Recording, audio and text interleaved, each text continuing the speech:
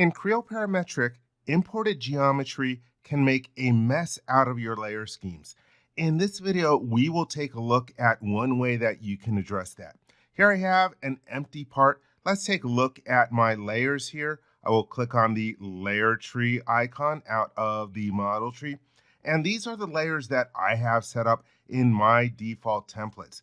Nice and simple, easy to use. And I've got a brand new empty part. I like to start off with an empty part before I import geometry, so it has all my standards in it. So let's go to the Get Data Overflow menu on the Model tab, and then choose Import. And in my working directory, here I have an IGES file and a STEP file. Let's start with the IGES file and choose the Import button. And I like to turn off the option to generate a log file. I always like to make sure that is bringing in geometry. Let me click the OK button. And there is the imported geometry. Let me hit the check mark to complete the import. It has this purplish color. Now when I go to my layer tree, there are all these different layers. And these layers are called INTFCLR. And those are different layers for the colors. Even though this just brought in one color, it brought in all these different layers into the model. So this is just a mess. Let me repeat the process with the step file in another empty part. I will go to this part called Power Distribution. Let's go to Get Data and then Import. And let me change this from IGES to All Files. Let me grab the step file this time. And this step file is going to take a bit of time to import. Let me choose Import once again. And let's turn off the log file generation. I will choose OK. And then I'll just let this run for a while. All right, now we have a preview of the geometry. Let me hit the check mark and let's let this run for a while. Okay, let's deselect everything and go to our layer tree again. And yep, here is all the mess that is brought in from this one. So let's close the layer tree, and it gets even worse at the assembly level. So let me go to an assembly that I'm going to bring these parts into. There are no components in here. I will go to my layer tree. This is the layer scheme that I use in my start assemblies. There's one additional layer here for skeletons. But again, right now it is nice and clean. Let's take a look at what happens when we bring in one of those components. I will click on the Assemble button. And let's grab the first part. And I will right mouse click and hold to locate it at the default constraint. And then middle mouse button to complete the placement. And let's bring in the other part. Let's choose Assemble and grab it.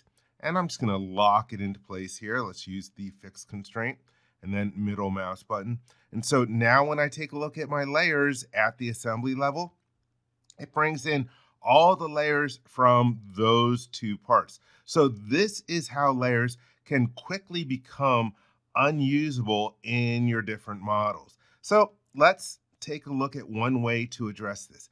I might have mentioned that you don't have a config option to prevent the creation of these INTFCLR layers, so we can use a Mapkey instead. Let me go to the mount part, and now to get to my map keys, in Creo 11 you can go to File, Options, and Map Key Settings. This is a separate command here. If you are in Creo 10 or earlier, you would go to File, Options, and then in here, like in Environment, there you have like a Map Keys button or somewhere in here. But anyhow, let's go to File and then Options and Map Key Settings. I'm going to create a brand new map key. Let's click on the New button. And here we have the Record Map Key dialog box. For the keyboard shortcut, I like to keep it simple. Let's use DL for Delete Layers. And for the name, I will call it Delete Imported Layers. I'm giving it a nice name and nice description so that if I create this as an icon in the interface, like in the ribbon, this is the tooltip that will show up. So let me write it.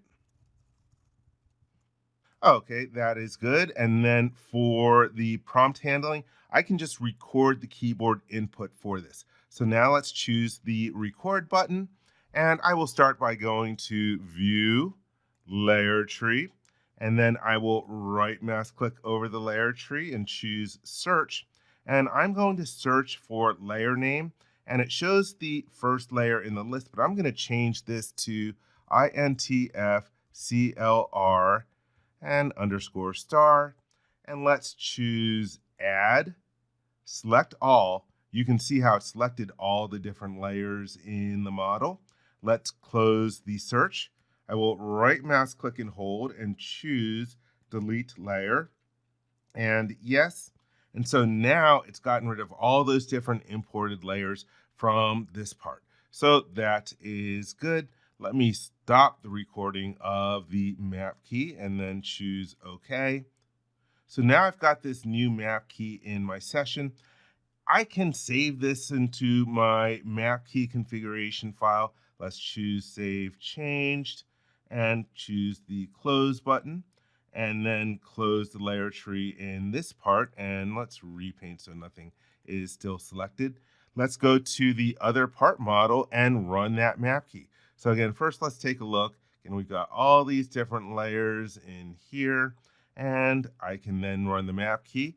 Again, I use the keyboard shortcuts of DL, so let me type that on my keyboard, D and then L.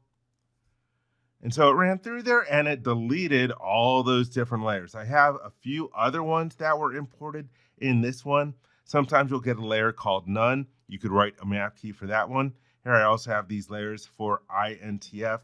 This one is simple enough though. I'm just going to select them manually, right mouse click and hold, and choose delete layer. Yes, I really do want to delete those layers. Let me repaint the screen. And so that way I've gotten my layers in this part back to being simple. Let's check out what's going on at the assembly level. So I'll go to my assembly with the two parts. Now when I go to my layer tree, hey, nice, simple, nice and clean. So creating a map key is one way that you can handle all those INTFCLR layers. Please, please, please delete those layers if you are working with imported geometry, because otherwise you're going to make your higher level assemblies just a mess for the layers. Oh yes, let's take a look at how you can add that map key to your interface if you are going to use it a lot. Let me close my layer tree. Let's go to File, Options, Options, and I'm going to add it to the ribbon. So in the right-hand side, I'm going to go to Customize Ribbon, and let's see, where do I want to add this? Probably the easiest place to add it is the Common tab, where you can have all your own custom commands. So let me change the category to Map Keys. And so here is the Delete Imported Layer, so I can select it, and let's add it into, let's say, over into the Commands group, and then use the Add button. So here's the Delete Imported Layer, and I can go to the Modify button, and I can choose from existing. And so here are all of the different icons that are already in the system. And so I'm just going to grab one to use instead. Let's just grab this one. Again, I'm not really paying much attention to it. Then I can choose the OK button. And now when I go to the Common tab, here's that Delete Imported Layer icon.